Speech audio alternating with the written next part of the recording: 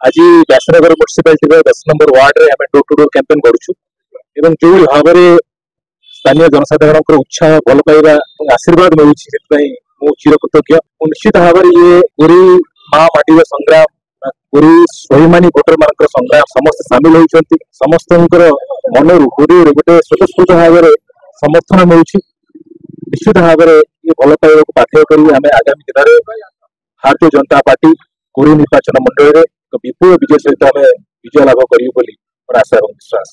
आरंभ हो सारी ये लड़ई गोरीवासी लड़ई दल मत निर्विशेष समस्त एक होती समस्त एक हो गोरी लड़ई लड़ुंट। विगत दिन में गोरी जो उपेक्षित अन्याय शिकार विरुद्ध लड़ई बर्तमान ये गोरी जनसाधारण लड़ुंट ये लड़ई मो निमित्त मात्र गोरीवासी ही लड़ई लड़ुंट गोरीवासी लड़ई लड़े गोरीवासी लड़ई जीते। आज आम प्रथम करी municipality door to door rally आज आरंभ होला।